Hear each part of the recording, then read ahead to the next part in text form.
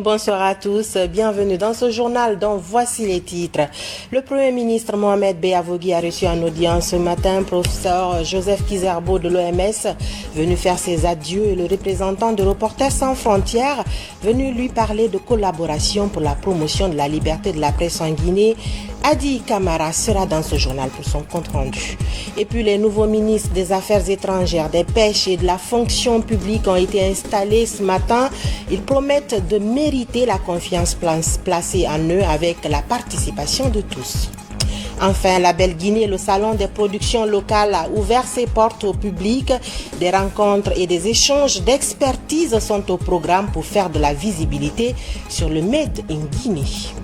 Voici pour le sommaire. Bonsoir à tous. Audience au Palais de la Colombe où le Premier ministre a successivement reçu ce matin le représentant sortant de l'OMS en Guinée et le responsable du bureau des Reporters sans frontières. Le premier est venu faire ses adieux aux nouvelles autorités du pays après 5 années de service. Et quant au second, il a abordé la question de collaboration avec le gouvernement dans le cadre de la promotion de la presse en Guinée. Adi Kamara, compte rendu. Chaud de point de main ce matin entre le Premier ministre et le représentant sortant de l'OMS en Guinée. Professeur Joseph Alfred Kizerbo est venu faire le point sur certaines priorités sanitaires de son institution pour la Guinée en cette phase de transition. Professeur Kizerbo a salué la volonté politique et le professionnalisme des acteurs de la santé dans la gestion des différentes épidémies. Durant son séjour en Guinée, il s'est impliqué dans la formulation du plan national de développement sanitaire, le plaidoyer et la mobilisation des ressources en vue de renforcer et d'assurer la résilience du système sanitaire du pays. Je suis très heureux d'avoir eu l'opportunité, le privilège d'être reçu par son Excellence, Monsieur le Premier ministre, pour lui dire au revoir au terme de ma mission de près de 5 ans en Guinée comme représentant de l'Organisation mondiale de la santé, et aussi pour le remercier ainsi que les plus hautes autorités de l'État pour la sollicitude et les distinctions dont j'ai fait l'objet au nom de l'OMS pendant mon séjour ici, et en particulier ces dernières semaines et ces derniers jours, avec les distinctions éminentes qui m'ont été accordées. C'est donc dans un sentiment de reconnaissance, de profonde gratitude à la Guinée, à toute la nation, à toute la population, à toutes les communautés, que je suis venu dire merci et au revoir à son Excellence, Monsieur le Premier ministre. Juste après, professeur Alfred Kizerbo, le Premier ministre Mohamed Beavogui a rencontré une mission des Reporters sans frontières conduite par le responsable du Bureau Afrique, Arnaud Frogy. A saisi l'occasion pour rappeler que Reporters sans frontières est une organisation non gouvernementale internationale qui défend la liberté de la presse dans le monde en termes de droit d'informer et d'être informé conformément à l'article 19 de la Déclaration universelle des droits de l'homme. On est venu ici pour transmettre une série de recommandations qui sont des pistes pour améliorer les choses à la fois en termes de réforme institutionnelle, réforme structurelle, de sécurité des journalistes, de réforme légale aussi. Et voilà, on espère que le gouvernement, dans le plan d'action qu'il mettra en œuvre, eh bien, pourra s'inspirer de ces recommandations pour que les journalistes et les médias guinéens puissent travailler dans un environnement qui soit favorable. Les nouvelles autorités du pays s'emploient à promouvoir la liberté de la presse et mettre fin à la violation des droits humains en Guinée. Les journalistes et représentants d'associations ont déposé des mémorandums qui sont actuellement à l'étude. Nous attendons la suite de ce retour de ces mémorandums pour, je pense, que le gouvernement prendra des décisions très fortes au niveau de la presse. Et comme l'a assez bien dit le Premier ministre, le Président de la République est très dévoué de vouloir laisser la liberté de la presse et la liberté des droits des hommes. Le Premier ministre Beavogui a réitéré son engagement à faire respecter la liberté de la presse en Guinée. Pour le chef du gouvernement, travailler sur la défense de la liberté d'expression est un des volets importants dans la charte de la transition du CNRD. C'est pourquoi Il demande l'appui de la presse pour un changement des mentalités à travers une nouvelle structure de communication. L'an 63 de la création de l'armée guinéenne, c'est pour très bientôt. En prélude de cette commémoration, des activités sont lancées au compte de la semaine du soldat. C'est le ministre délégué à la présidence chargé de la défense nationale qui a lancé l'ouverture de ces activités. Je vous propose de suivre un extrait de sa déclaration au micro de l'adjudant Mamadou Camara, correspondant de la presse militaire. Cette année, la semaine du soldat et la commémoration du 1er novembre se déroulent dans un contexte particulier, marqué par les premiers pas de la transition politique, ouverte dans notre pays le 5 septembre 2021 par le Comité national du Rassemblement pour le développement. La grande ferveur populaire qui a suivi cette prise de pouvoir témoigne que l'armée guinéenne est en phase avec son peuple. C'est le lieu de remercier et de féliciter le Comité national du Rassemblement pour le développement et singulièrement son président, le colonel Mamadi Doumbouya, chef suprême des armées, pour sa clairvoyance, sa bravoure, son courage, qui ont permis d'amorcer une nouvelle ère d'espérance pour la Guinée. Place à présent aux prises de fonction des ministres nommés hier par décret du président colonel Mamadi Doumbouya. Les ministres des Affaires étrangères et des Pêches ont été officiellement installés cet après-midi. Des cérémonies sobres mais chargées de messages forts pour une transition réussie. Ansoumane Toumani Camara. Dans la nouvelle configuration gouvernementale, 2 départements sont fusionnés pour faire face aux contraintes de la transition dans le domaine de la diplomatie et de la coopération. Dr Morissanda Kouyaté prend les rênes de ce département dans un contexte où la diplomatie guinéenne est à l'épreuve des contraintes de la transition démocratique. Comme défi fondamental, il s'agira pour vous et pour tous les cadres du département d'œuvrer à mettre en confiance la communauté internationale sur les objectifs de la transition qui aboutira sans aucun doute à la mise en place des institutions fortes et à l'organisation des élections crédibles, inclusives et transparentes pour le bonheur du peuple souverain de Guinée. Avec sa longue et riche carrière à l'international, le nouveau ministre des Affaires étrangères, de la coopération internationale et des Guinéens de l'étranger se lance dans la restauration d'une diplomatie responsable. Et en cette phase cruciale de l'histoire du pays, la Guinée doit assumer sa responsabilité historique et demeurer partenaire à toutes les nations et institutions du monde. La Guinée dans la diplomatie est un pays bien singulier. Nous sommes un pays qui fait de la diplomatie dans la dignité. La souveraineté est tout à fait simple. C'est quand nous décidons de décider et quand nous décidons de ne pas décider. Donc, à nous de forger notre vie par nous-mêmes. Le président que j'ai rencontré, je l'ai trouvé sincère. Je l'ai trouvé déterminé. Je l'ai trouvé patriote. Rien ne pouvait m'obliger à accepter cette mission si j'avais eu une once de doute sur la sincérité et l'engagement de M. le Président à changer notre pays positivement. Je tends la main à vous, puisque le Président a tendu la main à moi, le CNRD a tendu la main à moi, pour que pendant cette transition, nous puissions mettre sur pied ce beau pays, ce pays historiquement haut, ce pays intelligent, ce pays fort, ce pays exceptionnel, pour que nous nous révoltions contre le retard que nous nous sommes affligés nous-mêmes. Au ministère de la Pêche, de l'Aquaculture et de l'Économie maritime, c'est Charlotte Daffé qui devient la toute première femme à diriger ce département. Les nombreux défis à relever constituent sa feuille de route pour cette transition. Madame la ministre, l'un des plus grands défis qui vous attend est l'amélioration de nos relations avec l'Union européenne en accentuant la lutte contre la pêche illicite et non autorisée.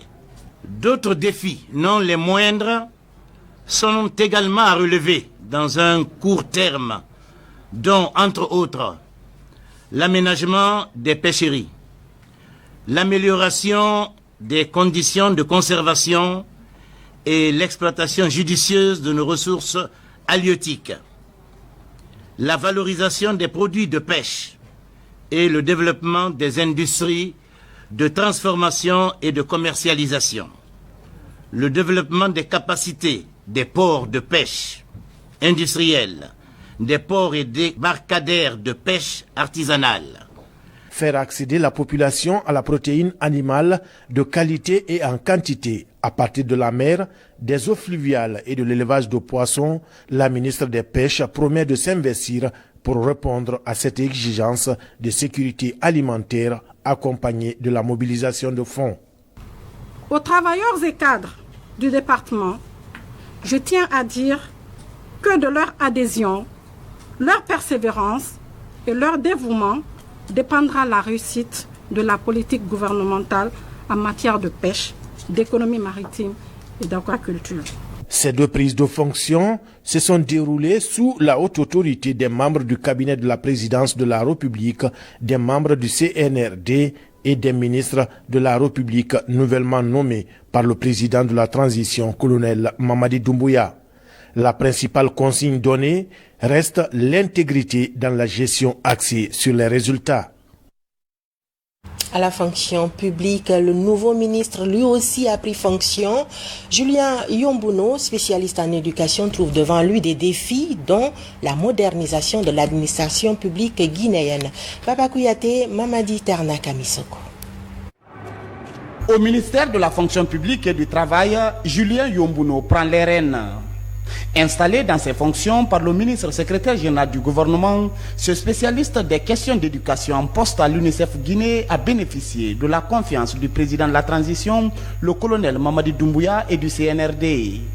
Sa principale mission, conduire le vaste programme de modernisation de l'administration publique et la maîtrise du fichier général des fonctionnaires. Monsieur le ministre, vous prenez fonction dans un contexte très particulier de l'histoire de notre pays avec des défis énormes et le souci d'assainir le fichier de l'administration publique guinéenne. Dans ce contexte, le ministère du Travail et de la fonction publique occupe une place de choix, comme l'a d'ailleurs appelé le secrétaire général tout à l'heure, dont vous avez la lourde charge de gérer désormais. Sur ce, nous vous souhaitons à vous personnellement et à tous les membres du CNRD plein succès dans votre noble mission de rendre l'administration publique plus dynamique au service de la nation. Technocrate, Julien Yombouno a déjà fait ses preuves à plan international et au bureau de l'UNICEF Guinée. Comme ministre du Travail et de la fonction publique, il entend mériter le choix porté sur sa personne. Les mots me manquent en cet instant très solennel, mais je voudrais quand même remercier très sincèrement tout d'abord Monsieur le Premier ministre dont je relève, et à travers lui, remercier Monsieur le Président de la République, toute son équipe, pour la confiance qu'ils ont placée à moi. Tout a été dit. La feuille de route que nous venons d'entendre est énorme, intense et pleine d'activités et d'actions que nous devons mener ensemble avec esprit d'équipe pour pouvoir enfin changer les choses. Je sais que le changement est continuel. On ne peut pas dire qu'on vient pour balayer tout, non. Quel que soit ce qui se passe, on entrevoit toujours quelque part des changements, soit au niveau des individus, soit au niveau des systèmes ou des procédures, soit au niveau de l'équipe tout entière. Je voudrais tout simplement pouvoir compter sur mes prochains collaborateurs pour qu'ensemble, nous puissions mener à bon port l'exaltante mission qui nous a été confiée, tout en gardant à l'esprit que nous sommes bien le ministère du Travail. Si nous ne travaillons pas, nous ne pourrons pas demander aux autres de travailler. Pur produit de l'école guinéenne, Julien Yombouno est passé par l'école nationale supérieure de Meknes au Maroc, où il a décroché une maîtrise en sciences de l'éducation. Polyglotte, le nouveau ministre du Travail et de la fonction publique a 57 ans depuis le 2 août dernier. Sur un tout autre plan, la Journée internationale de la jeunesse a été célébrée en différé à Bofa. Plusieurs activités étaient au programme pour appuyer les jeunes dans leur parcours d'insertion socio-professionnelle et économique. Mikini Moussa Kamara, Makeme Donzo. Au large du Rio Congo, la jeunesse guinéenne était à l'honneur. C'était à la faveur de la célébration de la 21e édition de la célébration de la Journée internationale de la jeunesse en Guinée. L'événement s'est déroulé en différé à Bofa durant 48 heures. Une occasion d'attirer l'attention de la communauté nationale et des décideurs sur les problèmes, les enjeux et les défis auxquels les jeunes sont confrontés. Cette édition intervient dans un contexte de crise sanitaire mondiale qui a considérablement affecté la jeunesse. Dans un contexte de crise mondiale marqué par la présence de la pandémie Covid-19 dans presque tous les pays et dont les impacts négatifs sont fortement ressentis dans tous les domaines et par toutes les couches sociales. Les jeunes sont particulièrement touchés et souffrent de nombreuses pertes d'emplois enregistrées depuis le début de la pandémie. Cette année, l'Organisation des Nations Unies a appelé la communauté internationale à transformer les systèmes alimentaires en mettant l'accent sur les innovations des jeunes pour la santé humaine et celle de notre planète.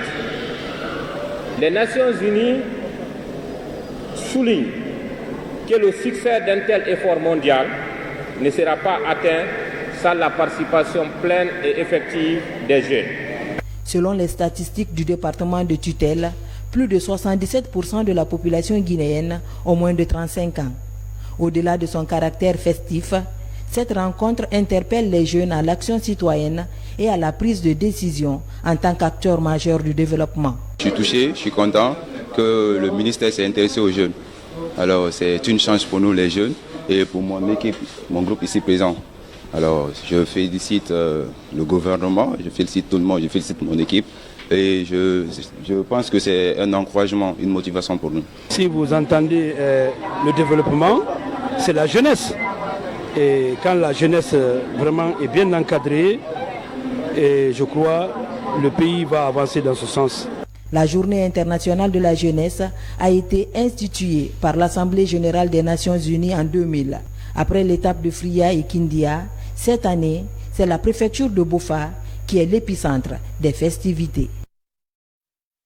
Aborder les clients dans les banques avec professionnalisme et sérénité s'apprend.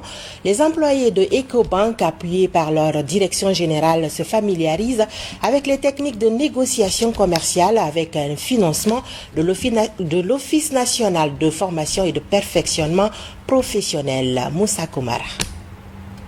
Comme plusieurs entreprises, EcoBank a été fortement secouée par la pandémie Covid-19. Pour bien se relever et augmenter le taux de la clientèle, elle renforce sa compétitivité. D'où l'intérêt de cette formation axée essentiellement sur les techniques de négociation commerciale pour conquérir de nouveaux marchés et fidéliser les clients. La principale motivation de la tenue de ces formations, c'est de pouvoir renforcer les capacités des équipes commerciales afin de renforcer, de consolider l'argumentaire commercial, mais aussi de les munir des outils et moyens techniques pour pouvoir être plus agressifs sur le marché. Pendant ces 2 jours d'échange, plusieurs thématiques seront abordées. Entre autres, comment préparer une négociation, comment conduire et conclure une négociation.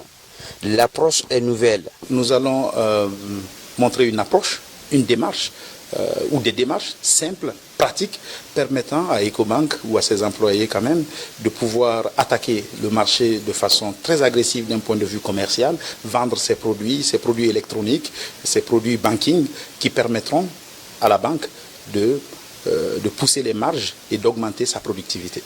L'Office national de formation et de perfectionnement professionnel accompagne financièrement le processus.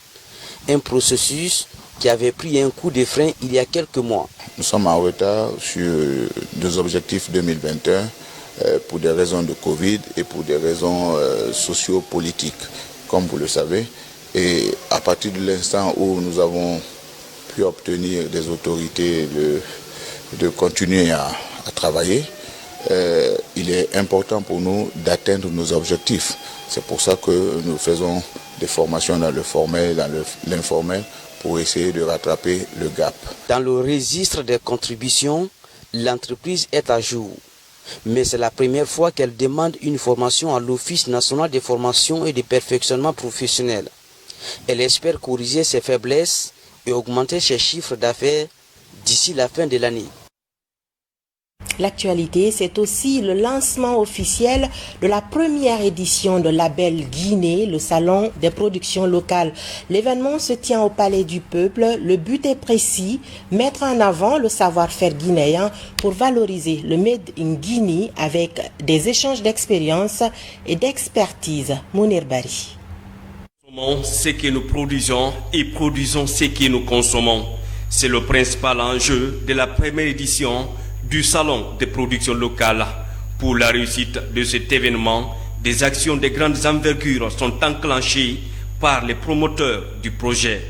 Ces acteurs et ses partenaires techniques et financiers s'évertuent à faire de la labellisation des produits guinéens une priorité. C'est un projet que nous portons pour permettre aux consommateurs guinéens de se rapprocher davantage des produits made in Guinée. Et donc on s'est dit qu'il fallait le temps d'une semaine et même bien au-delà, permettre à ces consommateurs de bénéficier d'une visibilité et d'un espace d'échange direct avec les consommateurs, mais aussi pour attirer l'attention des pouvoirs publics afin qu'ils mettent davantage de moyens, qu'ils mettent davantage d'accent sur tout ce qui est production locale. Un enjeu essentiel pour promouvoir la croissance inclusive, pour encourager la diversification des secteurs productifs de la Guinée, que ce soit son agro-industrie, les industries culturelles créatrices, l'artisanat, et bien sûr les services, sans oublier aussi la transformation manufacturière. Autre démarche des organisateurs, former et promouvoir des incubateurs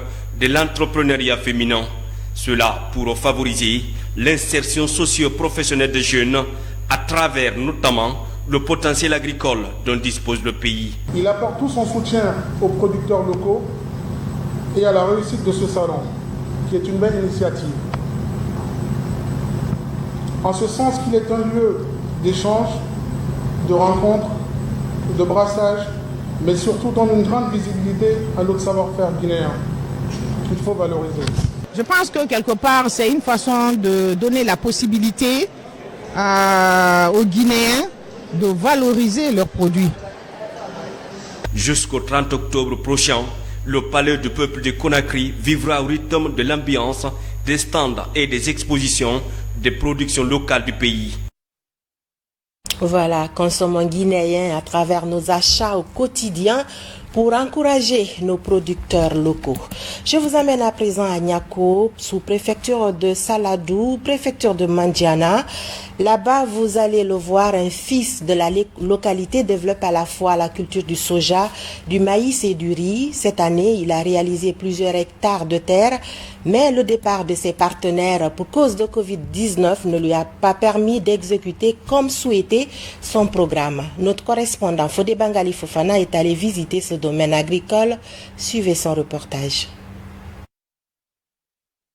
Niako est l'une des rares zones de Mandiana où l'orpaillage ne s'est pas encore développé. La fertilité de son sol est la seule richesse de ses habitants. Une richesse qui a attiré Dr Mori Mandiana Diakité à venir se confier au village. L'ambition affichée par cet ingénieur agronome est de développer la culture du soja et de sésame dans cette localité. Cette année, il a mis en valeur environ 50 hectares de soja repartis sur 3 sites. À côté, un champ de maïs de 11 hectares et un peu plus loin, le champ de riz de 200 hectares. La culture du soja est une opportunité, c'est-à-dire que c'est une plante de l'avenir. Et si ça peut permettre de diversifier les sources de revenus des producteurs locaux, c'est-à-dire que si on intègre dans le système, dans nos systèmes culturels. L'apparition de la pandémie de Covid-19 a porté un coup dur à ce projet mené par Dr Diakité avec le départ de ses partenaires.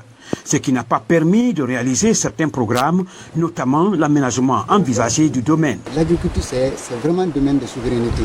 C'est-à-dire qu'il y a assez de risques de perte. Si l'État est absent dans la chaîne de production jusqu'à la consommation, ça pose problème. Donc il faudra que l'État s'implique davantage. Niako est une zone de production par excellence dans la préfecture de Mangana. Ses habitants restent préoccupés par son enclavement aggravé par la traversée de ce fleuve en saison hivernale. Des actions de développement communautaire dans le district de Béréiré, c'est dans la sous-préfecture de Ouassou, préfecture de Dubreka. Des infrastructures sociales de base viennent d'y être inaugurées à travers l'engagement de l'entreprise ODAV Multi-Industrie et le dynamisme des autorités locales. Mohamed Searsouma.